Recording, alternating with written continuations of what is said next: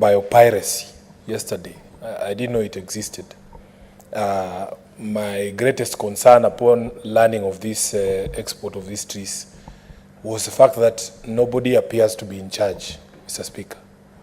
It is very saddening, because when you hear the CS speak, she also doesn't understand how the entire thing was arranged, how it was done. Mr. Speaker, we just want to urge the government, please take charge. Kenyans want to be sure that there's somebody at the wheel. That's all we're asking.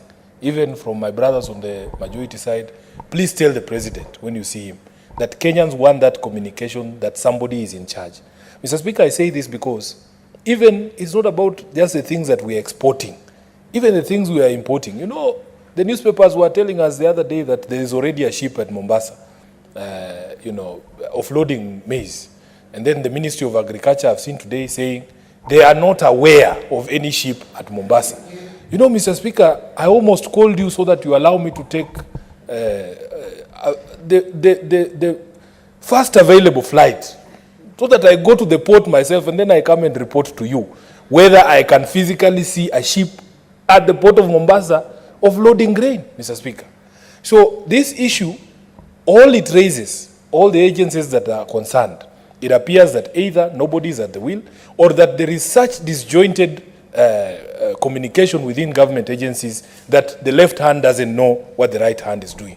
Of course, Mr. Speaker, for me, you know, as Nairobi, we were also in the midst of a debate just the other day, because our governor had suggested that we can import fully grown palm trees from Malaysia. He later clarified that, Mr. Speaker, there would be donations. But I'm aware that people move fully grown trees for purposes of, for ornamental purposes, so that if you want to set up your boma quickly, if you are a young man like Lelegwe, and you only started your boma recently, and you have visitors coming, and you want to show that they are already mature trees, that people have been living there, you can come to my home and cut away a few grown trees, so that it looks like people are living there, that you knew you needed trees in the first place. So I am sure that the purpose for this biopiracy was for those ornamental purposes.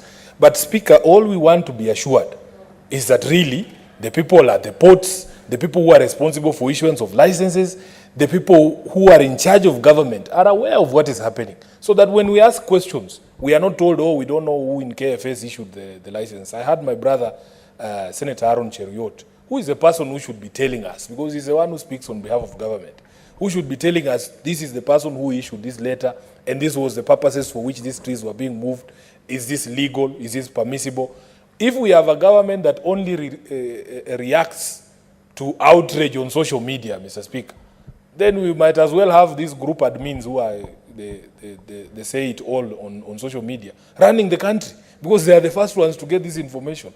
So I want to support that, in fact, we need to take care of our environment, we need to protect our species. If we are going to export the way that our governor also suggested to import fully grown trees, at the very minimum, let the agencies that are responsible be able to answer questions when Kenyans ask them, and not to pass the buck or tell us that they don't know. I thank you, Mr. Speaker.